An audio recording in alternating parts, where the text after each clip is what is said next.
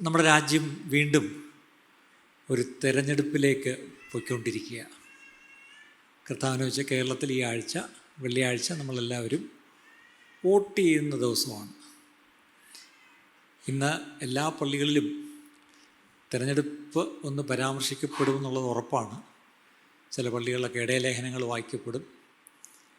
ആർക്ക് vote ചെയ്യണമെന്ന് നേരിട്ടോ അല്ലാതെയൊക്കെ ഒരു സന്ദേശം കൊടുക്കും. അപ്പം അതിനെക്കുറിച്ച് ഞാനും ഒന്ന് പറയുന്നത് എല്ലാം കൊണ്ടും നന്നായിരിക്കുമെന്ന് എനിക്ക് തോന്നുന്നു. അപ്പം നിങ്ങൾ ചിന്തിക്കും, ഇയാൾ വലിയ കുഴപ്പമില്ലാത്തൊരു പാസ്റ്ററായിരുന്നു, ഇയാളും ചീത്തയായി.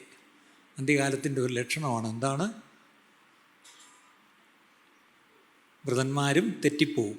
ആ കൂട്ടത്തിൽ ഇയാളും തെറ്റിപ്പോയി. ഞാൻ പറയാൻ പോകുന്നത് നിങ്ങൾ ആർക്ക് വോട്ട് ചെയ്യണമെന്നല്ല. വോട്ട് ചെയ്യാൻ നിങ്ങൾക്ക് 3 ചാൻസ് ഉണ്ട്. നല്ല ക്ലീൻ ഷേവ് സുന്ദരനായ ഒരു മനുഷ്യനുണ്ട്, പിന്നെ നല്ലൊരു നരച്ച താടിയുള്ള അപ്പനുണ്ട്, പിന്നെ ഒരു നീണ്ട മുടിയുള്ളൊരു മനുഷ്യനുമുണ്ട്. അപ്പം നമ്മുടെ ഭിത്തികളിലൊക്കെ ഇവർ 3 പേര് ഇരുന്ന് ചിരിക്കുകയാണ്. സത്യം പറഞ്ഞാൽ ഇപ്പോൾ അവർ 3 പേരുടെ ചിരി കണ്ട 3 പേർക്കും കൊടുക്കണമെന്ന് തോന്നും. പക്ഷേ എന്ത് ചെയ്യാനാണ്, ഒരാൾക്കല്ലേ വോട്ട് ചെയ്യാൻ പറ്റും. അപ്പോൾ ഇതിൽ ആർക്ക് വോട്ട് ചെയ്യണമെന്ന് പറയാനല്ല ഞാൻ നിൽക്കുന്നത്. ഒന്നാമത്തെ കാര്യം, നമ്മൾ വോട്ട് ചെയ്യണം. അത് നമ്മുടെ ഒരു അവകാശം എന്ന് പറയുന്നതിന് ഇപ്പോൾ നമുക്ക് ദൈവം തന്നൊരു പദവിയും കൂടെ തന്നെയാണ്. നമ്മൾ വോട്ട് ചെയ്യണം. ചിലർ പറയാറുണ്ട്, ഞാനിതിലൊന്നും വിശ്വസിക്കുന്നില്ല, ഞാൻ എന്നെ നിർത്തി, ഞാനിപ്പം വോട്ട് ചെയ്യാറൊന്നുമില്ല. അയ്യേ, ഇരുന്നേരം പഴയല്ല അഴുക്ക കള്ളന്മാർ, ഈ എല്ലാം ശരിയല്ല. അങ്ങനെ പറഞ്ഞിട്ട് വോട്ട് ചെയ്യാതിരിക്കരുത്. വോട്ട് ചെയ്യണം, പോയി ചെയ്യണം. നമ്മൾ വോട്ട് ചെയ്യാതിരുന്നിട്ട് പിന്നെ എന്തെങ്കിലുമൊക്കെ സംഭവിച്ചിട്ട് അയ്യോ കിടന്ന് കൈയും കാലും ഇട്ട് അടിക്കരുത്. അതൊന്ന്. ഇനി നമ്മൾ വോട്ട് ചെയ്യുന്നവർ തന്നെ ജയിക്കണമെന്നുണ്ടോ? ഇല്ല. നമുക്ക് പ്രാർത്ഥിക്കാം, വിശ്വസതയോടെ പോയി നമുക്ക് നമ്മുടെ സമ്മതിദാനാവകാശം രേഖപ്പെടുത്താം. പക്ഷേ ബൈബിൾ ഒരു കാര്യം വ്യക്തമായി പറയുന്നു, അധികാരത്തിൽ നിയമിക്കുന്നത് സ്വർഗസ്ഥനായ ദൈവമാണ്. നിങ്ങൾക്കും എനിക്കും ഇഷ്ടപ്പെട്ടാലും ഇല്ലെങ്കിലും സകല അധികാരങ്ങളും ഈ പറഞ്ഞ പോലെ ഉയരത്തിൽ നിന്ന് ദൈവം അനുവദിക്കുന്നവരാണ് അധികാരത്തിൽ വരുന്നത്. ഇതാദ്യം ഒന്ന് മനസ്സിലാക്കണം. അപ്പോൾ നിങ്ങൾ ചിന്തിക്കുക, എന്താ ഈ പറഞ്ഞു വരുന്നത്? ഒരു വാക്യം നമുക്കൊന്ന് വായിക്കാം. ദാനിയേലിൻ്റെ പുസ്തകം 2-ാം അധ്യായം 20 മുതൽ വായിക്കാം. ദൈവത്തിൻ്റെ നാമം എന്നുമെന്നേക്കും സ്തുതിക്കപ്പെടുമാറാകട്ടെ. ജ്ഞാനവും ബലവും അവനുള്ളതല്ലോ. അവൻ കാലങ്ങളെയും സമയങ്ങളെയും മാറ്റുന്നു. അവൻ കാലങ്ങളെയും സമയങ്ങളെയും മാറ്റുന്നു. അവൻ രാജാക്കന്മാരെ നീക്കുകയും രാജാക്കന്മാരെ വാഴിക്കുകയും ചെയ്യുന്നു. രാജാക്കന്മാരെ മാറ്റുന്നതും ദൈവം, നിങ്ങളുടെ വോട്ടല്ല. രാജാക്കന്മാരെ നിയമിക്കുന്നതും ദൈവം, അവിടെയും നിങ്ങളുടെ വോട്ടല്ല, ദൈവമാണ് അത് ചെയ്യുന്നത്. ഇതൊന്ന് മനസ്സിലാക്കണം. അവൻ ജ്ഞാനികൾക്ക് ജ്ഞാനവും വിവേകികൾക്ക് ബുദ്ധിയും കൊടുക്കുന്നു. ഇതാണ് ദാനിയേലിലെ ഒരു വാക്ക്. ഇതിനോട് ചേർന്ന് വന്നിട്ട് കാര്യം കൂടെ പറയാം. നമ്മൾ അടുത്ത 5 വർഷത്തേക്ക് നമ്മളെ ആരെ ഭരിക്കും എന്നുള്ളവരെ തിരഞ്ഞെടുക്കാനാണ് ഈ ഇലക്ഷൻ. 5 വർഷത്തെ ഒരു കാര്യമേ ഉള്ളൂ. പക്ഷേ ഒരു ദൈവ പൈതൽ എന്ന നിലയ്ക്ക് നമ്മൾ ഓരോരുത്തരും അല്പം കൂടെ കടന്ന ഒരു ചിത്രം നമ്മൾ കാണുന്നു. We have to see the big picture. എന്താണ് ആ ബിഗ് പിക്ചർ? എന്താണ് ആ വലിയ ഒരു ചിത്രം നമ്മൾ കാണണം. ഇപ്പം നിങ്ങൾക്കറിയാമോന്ന് അറിയത്തില്ല, ഏകദേശം ലോകരാഷ്ട്രങ്ങളിൽ ഒരു 60 രാഷ്ട്രങ്ങളിൽ തിരഞ്ഞെടുപ്പ് നടന്നുകൊണ്ടിരിക്കുക. പലയിടത്തും തുടങ്ങി കഴിഞ്ഞു. ഈ ദിവസങ്ങളിലൊക്കെ വരും പല രാജ്യങ്ങൾ, അമേരിക്ക ഉൾപ്പെടെ പല രാജ്യങ്ങളിലും തിരഞ്ഞെടുപ്പ് നടക്കുകയാണ്. അപ്പോൾ ഇതിലൂടെ എല്ലാം നമ്മൾ ഈ പറഞ്ഞ പോലെ ഏറ്റവും കൂടുതൽ തിരഞ്ഞെടുപ്പ് സമയത്ത് കേൾക്കുന്ന ഒരു വാക്കാണ് ജനാധിപത്യം. ഒരു ജനാധിപത്യ സർക്കാർ ഇവിടെ വേണോ വേണ്ടയോ അത് തീരുമാനിക്കേണ്ടത് നമ്മൾ. അതുകൊണ്ട് എന്ത് വന്നാലും നമ്മൾ പോയി വോട്ട് ചെയ്യണം. ജനാധിപത്യം ഇവിടെ വാഴണം, ജനാധിപത്യം ഇവിടെ നിലനിൽക്കണം, ജനാധിപത്യം ഇല്ലാത്തൊരു കാലം വരരുത്. അപ്പം നമ്മളെല്ലാം ഡെമോക്രസി ഇതാകണമെന്ന് നമ്മൾ ഈ ബഹളം വയ്ക്കുന്നത്. നല്ല കാര്യം, നമ്മളെല്ലാം ജനാധിപത്യവാദികളാണ്. ആ അർത്ഥത്തിൽ ജനാധിപത്യം ഈ ദേശത്തുണ്ടാവണം, അത് വലിയൊരു ഭാഗ്യമാണ്. നമുക്കുണ്ടായിരുന്നൊരു വലിയൊരു സ്വാതന്ത്ര്യമാണ് ഒരു ജനാധിപത്യ രാഷ്ട്രത്തിൽ ജനിക്കാനും ഇതുവരെ ജീവിക്കാനുള്ള അവസരമൊക്കെ ദൈവം തന്നത്. പക്ഷേ ഇനി ഞാൻ ഒന്നിൻ്റെ കാര്യം പറയാം. ഞാനിപ്പം വായിച്ച അതേ പുസ്തകത്തിൽ 2-ാം അധ്യായത്തിൽ താഴോട്ട് വായിക്കുമ്പം രാജാവ് ഒരു സ്വപ്നം കണ്ടു. അങ്ങനെ ഒരു പിടിയും കിട്ടുന്നില്ല. ദാനിയേലിന് ദൈവം അത് വ്യാഖ്യാനിച്ചു കൊടുത്തു. എന്താണ്? ഒരു ബിംബം. എന്താണ്? തല എന്താണ്? അവിടെ എഴുതിയിട്ടുണ്ട്, തല സ്വർണ്ണമാണ്, അല്ലേ? താഴേക്ക് വരുമ്പം 32 വാക്യം, ബിംബത്തിൻ്റെ തല തങ്കം കൊണ്ടും നെഞ്ചും കൈയും വെള്ളി കൊണ്ടും വയറും അരയും താമ്രം കൊണ്ടും തുട ഇരുമ്പ് കൊണ്ടും കാൽ പകുതി ഇരുമ്പ് കൊണ്ടും പകുതി കളിമണ്ണ് കൊണ്ടും ആയിരുന്നു. ചരിത്രം പഠിച്ചാൽ അറിയാം, ഈ ലോകത്തിൻ്റെ ചരിത്രം, ഈ രാജ്യങ്ങളുടെ ചരിത്രം പഠിച്ചാൽ തല, അത് കഴിഞ്ഞ് വെള്ളി നെഞ്ച്, അത് കഴിഞ്ഞ് താമ്രം, അത് കഴിഞ്ഞ് ഇരുമ്പ്, അത് കഴിഞ്ഞ് ഇപ്പം എന്താ ഇരുമ്പും കളിമണ്ണ്. എന്തോ ഒരു ചേർച്ച! ഇരുമ്പും കളിമണ്ണും കൂടെ ഈ പറഞ്ഞ പോലെ നമുക്ക് ഒന്നിപ്പിക്കാൻ ഒക്കുമോ? ഇതിനെയാണ് നമ്മൾ ഈ ജനാധിപത്യം എന്ന് വിളിക്കുന്നത്. എന്നിട്ട് നമ്മളെല്ലാം ഇരുമ്പും കളിമണ്ണും കൂടെ ചേർക്കാൻ നടക്കുക. എങ്ങനെയൊക്കെ തട്ടിമുട്ടി ഈ ജനാധിപത്യം ഇതുവരെയൊക്കെ വന്നു, അതിനായിട്ട് സ്തോത്രം. പക്ഷേ ഇത് എന്നേക്കും ഈ ജനാധിപത്യം നിൽക്കത്തില്ല എന്നുള്ളൊരു സത്യം ദൈവമക്കൾ മനസ്സിലാക്കുക. ഇപ്പം നിങ്ങൾ ആ കുഴഞ്ഞു, ഇയാൾ എന്താ ഈ പറഞ്ഞു വരുന്നത്? ജനാധിപത്യം വേണ്ടെന്നാണോ പറയുന്നത്? വേണം, നമുക്ക് കുറച്ചാളും കൂടെ ജനാധിപത്യം വേണമെന്നൊക്കെ ആഗ്രഹമുണ്ട്. പക്ഷേ വേദപുസ്തകം പറയുന്നു, കൈ തൊടാതെ ഒരു കല്ല് വരും, വന്നിട്ട് അത് എവിടെ അടിക്കുമെന്നാണ് എഴുതിയിരിക്കുന്നത്. അവിടെ എഴുതിയിട്ടുണ്ട് 34 വാക്യം, കൈ തൊടാതെ ഒരു കല്ല് പറഞ്ഞു വന്ന് ബിംബത്തെ ഇരുമ്പും കളിമണ്ണും കൊണ്ടുള്ള കാലിൽ അടിച്ചു. എവിടെ ഈ കല്ലൊന്ന് അടിക്കാൻ പോകുന്നത്? ജനാധിപത്യത്തിൽ തന്നെ അടിക്കാൻ പോകുന്നത്. എടാ, സ്വർഗത്തിൽ നിന്ന് കല്ല് വരാൻ പോവുക. അപ്പോഴാണ് നമ്മളെല്ലാം കൂടെ, അയ്യോ കല്ല് വരല്ലേ, ഞങ്ങൾ കുറച്ചാളും കൂടെ ഈ ഇരുമ്പും കളിമണ്ണും കൂടെ ഒന്ന് ചേർത്ത് വെച്ചോട്ടെ. ഇതാണ് ബിഗ് പിക്ചർ. ഇനി ഒരു ചരിത്ര സത്യം കൂടെ പറയാം. നമ്മൾ ഈ ലോകരാഷ്ട്രങ്ങളെല്ലാം ജനാധിപത്യ രാഷ്ട്രങ്ങളാണെന്നൊക്കെ പറയുമ്പോഴും ഒരു ട്രെൻഡ് ഇപ്പം കാണുന്നു. ഈ ജനാധിപത്യം പതുക്കെ പതുക്കെ പതുക്കെ വഴിമാറി വീണ്ടും ഒരു ഏകാധിപത്യത്തിലേക്ക് ലോകരാഷ്ട്രങ്ങൾ പോകുന്നു എന്നുള്ളത് ഒരു സത്യമാണ്. നിങ്ങൾക്ക് ഇഷ്ടപ്പെട്ടാലും ഇല്ലെങ്കിലും, നിങ്ങൾ വിശ്വസിച്ചാലും ഇല്ലെങ്കിലും അതൊരു സത്യമാണ്. ഡെമോക്രസി പല രാജ്യങ്ങളിലും ഇല്ലാതെ പോകുന്നു, ഒരു ഏകാധിപത്യത്തിലേക്ക് രാജ്യങ്ങൾ വരുന്നു എന്നുള്ളതൊരു സത്യമാണ്. അതിൽ കൂടെ എന്ത് മനസ്സിലാക്കണമെന്ന് വിചാരിച്ചാൽ, ഒരു സമയത്തേക്ക് അതും ഒരു ആവശ്യമാണ്. അയ്യോ പാസ്റ്റർ ജനാധിപത്യ വിരുദ്ധനാണോ? അല്ല, ഞാൻ ജനാധിപത്യ വിരുദ്ധനല്ല, ഞാൻ ദൈവവചനം വിശ്വസിക്കുന്നവനാണ്. കാര്യം, ഒരു ഏക ലോക ഭരണം, ഒരു വൺ വേൾഡ് ഗവൺമെൻറ് വരും, ഒരു വൺ വേൾഡ് റൂളറും വരും. ഓർക്കണം, ഇങ്ങനെ ഒരു വൺ വേൾഡ് ഗവൺമെൻറ്റും റൂളറും വരണമെങ്കിൽ അങ്ങനെ ഒരു റൂളറെ ആ സ്ഥാനത്തേക്ക് പെട്ടെന്ന് തീരുമാനിച്ച് കൊണ്ടുവരാൻ എല്ലാ രാജ്യങ്ങളും ഒന്നിക്കണം. അന്ന് ഈ പറഞ്ഞ പോലെ എല്ലാം കൂടെ വോട്ടിട്ട് ജനാധിപത്യ രീതിയിലൊന്നൊരു തീരുമാനമെടുത്ത് അയാളെ കൊണ്ടുവരാൻ പറ്റത്തില്ല. അപ്പോൾ ഓരോ രാജ്യത്തെ റെപ്രസെൻ്റ് ചെയ്ത് ഓരോ ഏകാധിപതി പറയും യെസ്, കൈപൊക്കി സമ്മതിച്ചിരിക്കുന്നു എന്ന് പറയുമ്പോഴത്തേക്കും ഒരാളെല്ലാവരുടെയും സമ്മതത്തോടു കൂടി അങ്ങ് കയറി അങ്ങ് വരും. ഒരു സമാധാന ദൂതനായിട്ട് ഒരാളിങ്ങ് വരും. അയാൾ വന്നിട്ട് അയാൾ കുറച്ചാളങ്ങോട്ട് ഭരിക്കും. അപ്പോൾ എല്ലാവരും ഭരിക്കും. ഇതായിരുന്നു നമുക്ക് വേണ്ടിയിരുന്നത്. ലോകം ഇപ്പോഴെന്തോ ഒരു സമാധാനം, എന്തോ ഒരു ഐക്യത, ഒരു പ്രശ്നവും ഇല്ല എന്ന് ചിന്തിക്കും. പക്ഷെ അതൊരു ഫാൾസ്, ഒരു ഒരു ഒരു വ്യാജമാണ് ശരിക്കും പറഞ്ഞാൽ. അത് നല്ലവണ്ണം ഓർക്കണം. അയാളെ വിളിക്കുന്ന പേരാണ് ആൻറ്റി ക്രൈസ്റ്റ് എന്ന് നമ്മൾ പറയും, അല്ലേ? അത് പലപ്പോഴും നമ്മൾ അന്തിക്രിസ്തു എന്നങ്ങ് പറയും, പക്ഷേ എതിർ ക്രിസ്തു എന്നുള്ളതാണ് ശരിക്കുള്ള പദം. അപ്പം ഒരു ഏക ലോക ഭരണം, ഒരു ഏക ലോകാധിപതി ഭരണത്തിലേക്ക് വരുന്നതിന് മുമ്പ് രാജ്യങ്ങൾ അതിന് വഴിയൊരുക്കത്തക്കവണ്ണം ഒരു ക്രമീകരണത്തിലേക്ക് എല്ലാ രാജ്യങ്ങളും വരണം. അത് നമ്മുടെ ഇന്ത്യയും വരും, ഉറപ്പാണ്, അല്ലേ? അപ്പം ഇതൊക്കെ ദ ബിഗ് പിക്ചർ എന്താണെന്ന് വെച്ചാൽ ലോകം അതിൻ്റെ അവസാനത്തേക്ക് പോവുക. ഇനി അത് പറയുമ്പം ഒരു നെഗറ്റീവായിട്ട് തോന്നും. പോസിറ്റീവായിട്ട് പറയാം, നമ്മുടെ കർത്താവ് മടങ്ങി വരാറായി, അല്ലേ? നമ്മുടെ കർത്താവിൻ്റെ മടങ്ങി വരവിൻ്റെ ചില അടയാളങ്ങളും ലക്ഷണങ്ങളുമാണ് നമ്മളിനി കാണാൻ പോകുന്നത്. അതിനെപ്പറ്റിയാണ് ഈ ബൈബിളിൽ ഒത്തിരി ലക്ഷണങ്ങളും അടയാളങ്ങളും പറഞ്ഞിട്ടുണ്ട്.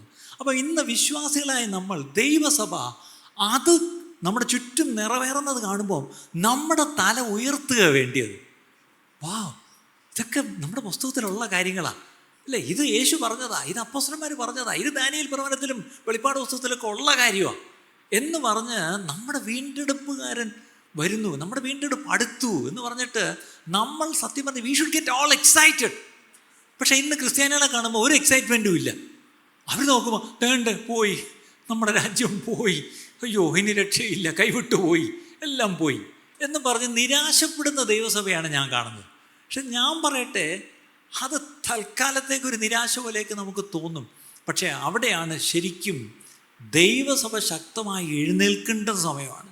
ദൈവസഭ എഴുന്നേറ്റ് ഈ പറഞ്ഞ പോലെ വോട്ട് ചെയ്യാനല്ല പോകേണ്ടത്. വോട്ട് പോയി ചെയ്യണം, നമ്മളെല്ലാവരും പോയി വോട്ട് ചെയ്യണം. പക്ഷേ അതിനപ്പുറമായിട്ട് ഒരു പാട്ട് നമ്മൾ പാടും. എന്താണ്? പ്രതിഫലം തന്നിടുവാൻ യേശുരാജൻ വന്നിടുവാൻ. അതിനകത്തൊരു ചരണം ഞാൻ പെട്ടെന്നെടുത്ത് നോക്കി. വിണ്ണിലുള്ളതുപോലെ ഇനി മണ്ണിലും ദൈവഹിതം പരിപൂർണമായി ദൈവീക രാജ്യം ഇപ്പാരിലും സ്ഥാപിതമാക്കിയിടുവാൻ. അല്ലേ? ദൈവരാജ്യം പരിപൂർണമായി ഇവിടെയും സ്ഥാപിക്കുവാനാണ് കർത്താവ് വരുന്നത്. അല്ലേ? സ്വർഗരാജ്യം ഓൾറെഡി തുടങ്ങി, ആ പ്രോസസ്സാണ്. പക്ഷേ അതിൻ്റെ പൂർണ്ണത കർത്താവിൻ്റെ വരവിലേ ഉള്ളൂ. അപ്പോൾ അത് നടക്കണമെങ്കിൽ അതിന് മുമ്പായിട്ട് കല്ല് തൊടാതെ, അല്ല കൈ തൊടാതെ ഒരു കല്ല് വരും. അത് വന്ന് എവിടെ അടിക്കുന്നത്? ഈ ഡെമോക്രസി തന്നെ അടിക്കുന്നത്. ഇതിനു മുമ്പുള്ള ഭരണങ്ങൾ, ബാബിലോൺ നമുക്കറിയാം, ഗ്രീക്ക് നമുക്കറിയാം, മേദ്യ പേർഷ്യ നമുക്കറിയാം, നമുക്ക് റോമൻസ് അറിയാം, നല്ല ഇരുമ്പ്. പക്ഷേ ഇപ്പം നമ്മൾ വന്നിരിക്കുന്നൊരു ഡെമോക്രസിയില്ല.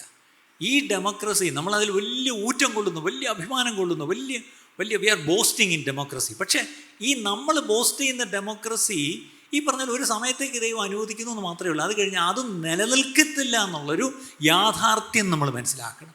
അതിൻ്റെ അർത്ഥം നമ്മൾ ഈ ഡെമോക്രസി കിടന്നിട്ടുണ്ടെങ്കിൽ ചാവേണ്ട ആവശ്യമില്ല. നമ്മൾ ജീവിക്കുന്ന നാട്ടിൽ ഈ പറഞ്ഞ പോലെ എങ്ങനെയെങ്കിലുമൊക്കെ അത് നിലനിൽക്കാൻ വേണ്ടി നമ്മളെല്ലാം ചെയ്യണം. പക്ഷെ ആത്യന്തികമായിട്ട് നമ്മുടെ ഹിതമാണോ നിറവേറേണ്ടത്? എൻ്റെ കർത്താവിൻ്റെ ഹിതമാണോ? ദൈവഹിതമാണോ നിറവേറേണ്ടത്? ദൈവഹിതമാണ്. അതുകൊണ്ട് ഈ ഒരു സത്യം നമ്മുടെ മനസ്സിൽ ഇരിക്കണം. നാളെ ഒരു പക്ഷേ ജനാധിപത്യം ഇല്ലാത്തൊരവസ്ഥ വന്നാൽ നിങ്ങൾ നിരാശപ്പെടണ്ട. അത് വചനത്തിൻ്റെ ഒരു നിവൃത്തിയാണ്. കാര്യം അത് കഴിഞ്ഞ് എൻ്റെ കർത്താവ് വരാൻ സമയമായി. അല്ലേ? രാജാതി രാജാവും കർത്താതി കർത്താവുമായ എൻ്റെ കർത്താവ് വന്ന് ഭരണം നടത്തും. അതിലേക്കാണ് കാര്യങ്ങൾ വരുന്നതെന്നുള്ളത് നമ്മുടെ മനസ്സിലേക്കൊന്ന് വരണം. ഓക്കെ, ഇനി ഇത് ഞാനൊരു ബിഗ് പിക്ചർ തന്നെയാണ്. നിങ്ങൾക്ക് എന്ത് മനസ്സിലായി? ഇതെല്ലാം കേട്ടിട്ട് പോയി വോട്ട് ചെയ്യുമല്ലേ? വോട്ട് ചെയ്യണം അല്ലേ? പക്ഷേ ആർക്ക് വോട്ട് ചെയ്യണമെന്ന് പറയുന്നില്ല. പലരും ചോദിക്കുന്നുണ്ട്, നിങ്ങൾക്കൊരു MBA വേണോ, ഒരു കേന്ദ്രമന്ത്രിയെ വേണോ? അതൊക്കെ നല്ല ചോദ്യങ്ങളാണ്. പക്ഷേ ഒറ്റ കാര്യം ഓർത്തോണം, നമുക്ക് വേണ്ടത് ഒരു MP അല്ല, ഇവിടത്തേക്കൊരു പ്രാദേശിക നേതാവിനല്ല വേണ്ടത്. തീർച്ചയായിട്ടും നമുക്ക് മൊത്തത്തിൽ ഇന്ത്യയിൽ നമുക്ക് കുറച്ചുകൂടെ സ്വാതന്ത്ര്യം ഒന്ന് വേണം. നമുക്ക് ഈ സുവിശേഷം പറയാനും നമുക്ക് ദൈവത്തെ ആരാധിക്കാനും, അല്ലേ? നമ്മുടെ സാക്ഷ്യം ഈ പറഞ്ഞ പോലെ ഇത്രയും നാൾ സ്വാതന്ത്ര്യം ഉണ്ടായിരുന്നപ്പോൾ എന്ത് ചെയ്യുമെന്നുള്ളതാണ് അടുത്ത ചോദ്യം, അല്ലേ? സ്വാതന്ത്ര്യം പോകുമെന്ന് കണ്ടപ്പോഴത്തേക്ക് എല്ലാവർക്കും വലിയ ആവേശം, ഈ സ്വാതന്ത്ര്യം നഷ്ടപ്പെടാതിരിക്കാൻ വേണ്ടി. പക്ഷേ എൻ്റെ ചോദ്യം, ഇപ്പോഴൊക്കെ ഈ പറഞ്ഞ പോലെ വെളിച്ചമുണ്ട്, വെളിച്ചം ഉള്ളപ്പം വിളിച്ചവൻ്റെ പ്രവൃത്തി നമ്മൾ ചെയ്യുന്നുണ്ടോ? ആർക്കും പ്രവർത്തിക്കാൻ കഴിയാത്തൊരു രാത്രി വരുമെന്നുള്ളതും ബൈബിളിൽ പറഞ്ഞിട്ടുണ്ട്. ഒരു പക്ഷേ ആ രാത്രിയുടെ ഒരു സന്ധ്യായാമത്തിലേക്കൊക്കെ നമ്മൾ ഏകദേശം എത്തി. ഇനി പൂർണ്ണമായിട്ട് ഇരുട്ടൊക്കെ വരാം. പക്ഷേ അവിടെയും നമ്മൾ വിശ്വസിക്കേണ്ടത് അന്ധകാരം ജാതികളെയും കൂരിരുട്ട് ഭൂമിയെയും മൂടുന്നു, പക്ഷേ നിൻ്റെ മേലോ യഹോവ. അങ്ങനെയാണെങ്കിൽ എഴുന്നേറ്റ് പ്രകാശിക്കാൻ, നിൻ്റെ പ്രകാശം വന്നിരിക്കുന്നു. ദൈവസഭയ്ക്ക് ഒരു ബ്രേക്ക് അല്ലെങ്കിൽ ഈ പറഞ്ഞ പോലെ ഒരു ഇൻ്റർവെല്ല് ദൈവം തന്നിട്ടില്ല. എവിടെയും പോസ് ചെയ്യാൻ പറ്റത്തില്ല. എൻ്റെ അർത്ഥം ദൈവസഭ ശക്തമായി മുന്നോട്ട് പൊയ്ക്കൊണ്ടിരിക്കുകയാണ്. ഈ ദൈവരാജ്യം മുന്നോട്ട് അഡ്വാൻസ് ചെയ്തുകൊണ്ടിരിക്കുക. ഇപ്പം ചുറ്റും അന്ധകാരവും കൂരിരുട്ടും കാണുമ്പം ഈ സമയത്ത് തന്നെയാണ് ദൈവസഭ എഴുന്നേറ്റ് പ്രകാശിക്കേണ്ടത്. അതിന് രാമയും പറയാമോ? This is exactly the time the church of God has to rise up and shine. Rise and shine, അല്ലേ? ഇത് നമ്മൾ നല്ലോണം മനസ്സിലാക്കണം. ഇനി അതിൻ്റെ കൂടെ ചേർത്ത് ഞാൻ പറയട്ടെ, ഈ വോട്ട് ചെയ്യാതിരിക്കരുത്. എല്ലാവരും പോയി വോട്ട് ചെയ്യണം. അത് രാവിലെ തന്നെ പോയി വോട്ട് ചെയ്യുന്നതാണ് ഏറ്റവും നല്ലത്. 2, നിങ്ങൾ പ്രാർത്ഥിച്ചിട്ട് പോയി ദൈവത്തോട് ചോദിക്കുക ആർക്ക് വോട്ട് ചെയ്യണമെന്ന്. ഒരു സ്ഥാനാർത്ഥിക്ക് ഇന്ന സ്ഥാനാർത്ഥിക്ക് വോട്ട് ചെയ്യണമെന്നൊന്നും ഞാൻ പറയത്തില്ല. അത് ഞങ്ങളുടെ ജോലി അല്ല എന്നാണ് ഞാൻ വിശ്വസിക്കുന്നത്. പക്ഷെ ഒറ്റ കാര്യം, രാജ്യത്തിന് ഈ സുസ്ഥിരമായ ഒരു ഭരണവും സമാധാനവും പ്രത്യേകിച്ച് ദൈവ വേലയ്ക്കും, അല്ലേ, ആ സുവിശേഷ വേലയ്ക്കും ഒക്കെ ഒരു തടസ്സം വരാത്ത രീതിയിലുള്ളൊരു കാര്യം നമ്മുടെ രാജ്യത്ത് വേണോ നമ്മൾ ആഗ്രഹിക്കുന്നു. അതനുസരിച്ച് നിങ്ങൾ ജ്ഞാനത്തോടെ ഈ പറഞ്ഞ പോലെ പ്രാർത്ഥനയോടെ പോയി കാര്യങ്ങൾ ചെയ്യുക എന്നല്ലാതെ മറ്റൊന്നും അതിനെപ്പറ്റി പറയാൻ ഞാൻ ഇഷ്ടപ്പെടുന്നില്ല. അവിടെ എല്ലാവരും വോട്ട് ചെയ്യണം, പ്രാർത്ഥിച്ച് ദൈവത്തോട് ചോദിച്ച് പോയി വോട്ട് ചെയ്യണം. ഇപ്പം ചർച്ചകളൊക്കെ ഈ പറഞ്ഞ പോലെ രാഷ്ട്രീയക്കാർ വന്നങ്ങ് കയറി ഇറങ്ങി അങ്ങെന്താ നിരങ്ങുക. ഇവിടെയും വരട്ടെ എന്ന് 2 ആഴ്ചയായിട്ട് പുറകെ നടക്കുന്നുണ്ട്. നമ്മൾ ഈ കഥ അടച്ചിങ്ങനെ പിടിച്ച് നിർത്തിയിരിക്കാരും വരല്ലേ. വേറൊന്നും കൊണ്ടല്ല, അവർ വരട്ടെ, അവരവരുടെ ജോലി ചെയ്യുന്നു. പക്ഷേ നമ്മളെ സംബന്ധിച്ചോളം അതല്ല വിഷയം. താൽക്കാലികമായ നേട്ടങ്ങളോ ലാഭങ്ങളോ അല്ല. തീർച്ചയായിട്ടും അവസാനം ദൈവിക രാജ്യം ഇപ്പാരിലും സ്ഥാപിതമാകണം, അല്ലേ? അതിനുവേണ്ടി ദൈവസഭ എഴുന്നേറ്റ് പ്രവർത്തിക്കേണ്ടത്, രാഷ്ട്രീയക്കാരല്ല എഴുന്നേറ്റ് പ്രവർത്തിക്കേണ്ടത്. ഇന്ത്യയെ നന്നാക്കേണ്ടത് രാഷ്ട്രീയക്കാരോ ഭരണക്കാരോ ഒന്നും അല്ല പ്രിയപ്പെട്ടവരെ. ഇന്ത്യയെ നന്നാക്കേണ്ടത് ദൈവസഭ എഴുന്നേക്കണം, ദൈവസഭ എഴുന്നേക്കണം. അതുകൊണ്ട് അവിടെ ഒരു ദാനിയേൽ എഴുന്നേറ്റ് ഈ പറഞ്ഞ രാജാവിനോട് പോയി കാര്യങ്ങൾ വ്യാഖ്യാനിച്ചപ്പം അവിടെ തന്നെ എഴുതിയിട്ടുണ്ട്, ദാനിയേലിനെ മഹാനാക്കി. എന്നിട്ട് അവിടെ എഴുതിയിരിക്കുന്നത് സകല സംസ്ഥാനത്തിലെ കാര്യാദികൾക്ക് മേൽ വിചാരകനാക്കി. കണ്ടോ? ഇതുപോലെ ദൈവസഭയ്ക്ക് സത്യം പറഞ്ഞാൽ ഭരിക്കുന്നവർക്ക് പോലും ഈ പറഞ്ഞ ദൈവിക വെളിപ്പാടുകൾ പറഞ്ഞു കൊടുക്കാൻ കഴിയുന്ന തരത്തിലേക്ക് ദൈവസഭ എഴുന്നേക്കണം. അതൊന്നും സംഭവിക്കുന്നില്ല. അതാണ് കഷ്ടം. പണ്ട് അമേരിക്കയിൽ ഒരു ബില്ലി ഗ്രാം ഉണ്ടായിരുന്നു. പല പ്രസിഡൻസിന് അദ്ദേഹം ഒരു അഡ്വൈസറായിരുന്നു. ഒരു വിഷയം വരുമ്പം അദ്ദേഹത്തെ വിളിപ്പിക്കുക. അദ്ദേഹം വൈറ്റ് ഹൗസിൽ ചെന്നിട്ട് മിസ്റ്റർ പ്രസിഡന്റ് എന്ന് പറഞ്ഞിട്ട് അദ്ദേഹത്തിൻ്റെ ചായയും കുടിച്ചിട്ട് അവിടെ ഇരുന്ന് ബൈബിളിൽ നിന്ന് എടുത്ത് തുറന്ന് ചില കാര്യങ്ങൾ പറയും. ഒരു യുദ്ധം വരുമ്പം ഒരു ആലോചന പറയും. അല്ലെങ്കിൽ ഈ പറഞ്ഞ പോലെ ഒരു സമാധാനം ഇല്ലാത്തൊരവസ്ഥ വരുമ്പോൾ സമാധാനത്തിന് എന്താണ് വഴി എന്ന് ദൈവവചനത്തിലൂടെ ഒന്ന് പറഞ്ഞു കൊടുത്തിട്ട് പ്രാർത്ഥിച്ചിട്ട് പോകുന്ന പതിവ് 5 പ്രസിഡൻസിന് ഡോക്ടർ ബില്ലി ഗ്രാഹം അഡ്വൈസറായിരുന്നു ഞാൻ കേട്ടിട്ടുണ്ട്, അല്ലേ? അങ്ങനെയെങ്കിൽ നമ്മുടെ ഇടയിലും അതൊക്കെ ശീലം ഉണ്ടായിരുന്നു. ഇപ്പോഴും എനിക്കറിയാം ഭാരതത്തിലെ ചില രാഷ്ട്രീയക്കാരൊക്കെ കൃത്യമായിട്ട് വന്ന് ചില പാസ്റ്റർമാരടുത്ത് ഒന്ന് പ്രാർത്ഥിച്ചിട്ട് പോകുന്ന കാര്യം എനിക്കറിയാം. അപ്പോൾ അവർക്കും അറിയാം ജ്ഞാനം വേണമെങ്കിൽ നമ്മുടെ ബുദ്ധിയിൽ നിന്ന് പറ്റത്തില്ല. ദൈവമക്കൾ ഇവിടെയുണ്ട്, പ്രാർത്ഥിക്കുന്നവരുണ്ട്, അവർക്ക് കാര്യങ്ങൾ കുറച്ചുകൂടെ അറിയാം. ആ തരത്തിൽ ഞാനും നിങ്ങളും ആ ഒരു തലത്തിലേക്ക് നമ്മൾ ഉയരുക വേണ്ടത്. അല്ലാതെ എലക്ഷനെന്നും പറഞ്ഞ് അടുത്ത ഭരണമെന്നും പറഞ്ഞ് പേടിച്ച് നമ്മൾ ഈ വോട്ടിടാതെ അല്ലെങ്കിൽ പ്രാർത്ഥിക്കാതെ നിരാശപ്പെട്ട് എല്ലാം കൈവിട്ടു പോയി എന്ന് പറഞ്ഞിരിക്കുകയല്ല വേണ്ടത്. ഒന്നും കൈവിട്ടു പോയിട്ടില്ല, എല്ലാം കർത്താവിൻ്റെ കയ്യിൽ തന്നെയാണ്. ഇന്ന് ഈ പറഞ്ഞ പോലെ കാലവും അധികാരങ്ങളൊക്കെ കർത്താവിൻ്റെ കയ്യിൽ തന്നെയാണ്. കർത്താവ് അത് ആർക്കും വിട്ടുകൊടുത്തിട്ടില്ല. അതുകൊണ്ട് എലക്ഷൻ പ്രാർത്ഥനയോടെ പോയി, വോട്ടുണ്ടെങ്കിൽ പോയി വോട്ട് ചെയ്യുക. അടുത്ത ആഴ്ച വരുമ്പോൾ നിങ്ങളുടെ ആരുടെയും കയ്യിലെ മാർക്ക് കൂടെ ചെക്ക് ചെയ്യത്തില്ല, പേടിക്കണ്ട. എന്നാലും എല്ലാവരും പോയി പ്രാർത്ഥനയോടെ വോട്ട് ചെയ്യുക. പക്ഷേ അതിനോടൊപ്പം നമ്മൾ ചെയ്യേണ്ട ഒരു കാര്യം, എല്ലാവരും പ്രാർത്ഥിക്കണം. ഈ ഇലക്ഷനൊക്കെ ഒരു സ്റ്റേജ് കഴിഞ്ഞോളൂ, ഇനി എത്ര 4 കൂടെ ഉണ്ട്. സമാധാനപരമായിട്ട് എല്ലായിടത്തും ഇലക്ഷൻ നടക്കണം. ആവശ്യമില്ല ജീവനുകളൊന്നും പൊലിയാൻ പാടില്ല. അതൊക്കെ ദയവായി എല്ലാവരും ഒന്ന് പ്രാർത്ഥിക്കണം. ഇലക്ഷൻ കമ്മീഷന് വേണ്ടി പ്രാർത്ഥിക്കണം, ഗവൺമെൻറ്റിന് വേണ്ടി പ്രാർത്ഥിക്കണം, മിഷനറിക്ക് വേണ്ടി പ്രാർത്ഥിക്കണം, പോലീസിനും അങ്ങനെയുള്ളവർക്ക് വേണ്ടി പ്രാർത്ഥിക്കണം. അതിലുൾപ്പെടുന്ന അനേക ലക്ഷക്കണക്കിന് സർക്കാർ ഉദ്യോഗസ്ഥരുണ്ട്, അല്ലേ? പോളിംഗ് ബൂത്തിലൊക്കെ പോയി കാര്യങ്ങളൊക്കെ ചെയ്യുന്ന അവർക്കെല്ലാം വേണ്ടി പ്രാർത്ഥിക്കണം. ആ വോട്ടെണ്ണലും കാര്യങ്ങളൊക്കെ നീതിപൂർവമായും മറ്റും കാര്യങ്ങൾ നടക്കാൻ വേണ്ടി എല്ലാവരും പ്രാർത്ഥിക്കണം. ഒരു നിമിഷം നമുക്ക് നടക്കാൻ പോകുന്ന ഇലക്ഷന് വേണ്ടി നമുക്കൊന്ന് പ്രാർത്ഥിക്കാമോ? പ്രത്യേകിച്ച് നമ്മുടെ സംസ്ഥാനത്ത് ഈ ആഴ്ചയാണല്ലോ ഇലക്ഷൻ. അങ്ങനെയെങ്കിൽ എല്ലാവരും ചേർന്ന് നമ്മുടെ നടക്കാൻ പോകുന്ന ഇലക്ഷന് വേണ്ടി ഒന്ന് പ്രാർത്ഥിക്കാം. എല്ലാവരും ചേർന്ന് ഒരുമിച്ചൊന്ന് പ്രാർത്ഥിച്ചാൽ ഞങ്ങളെ ഓൺലൈനിൽ കേൾക്കുന്നവരും ഒരു നിമിഷം, കർത്താവേ, അങ്ങാണല്ലോ കർത്താവേ രാജാവേ രാജാവ്. ഈ ഭൂമിയിലുള്ള സകല രാജാക്കന്മാരെയും കർത്താവേ അതാത് സ്ഥാനങ്ങളിൽ ഇരുത്തുന്നത് അങ്ങാണ്. ഞങ്ങൾ വായിച്ചല്ലോ. ഇരുത്തുക മാത്രമല്ല, ചിലരെ നീക്കുന്നതും അതും അങ്ങാണല്ലോ കർത്താവേ. അങ്ങനെയെങ്കിൽ ഞങ്ങളുടെ രാജ്യത്തിന് വേണ്ടി ഞങ്ങൾ പ്രാർത്ഥിക്കുന്നു. ഇലക്ഷനിലേക്ക് ഞങ്ങൾ പോകുമ്പോൾ ജ്ഞാനത്തോടെ വളരെ പ്രാർത്ഥനയോടെ കർത്താവേ ഞങ്ങൾ പോയി ഞങ്ങളുടെ ആ അവകാശം വിനിയോഗിക്കാനുള്ള കൃപ തരണമേ.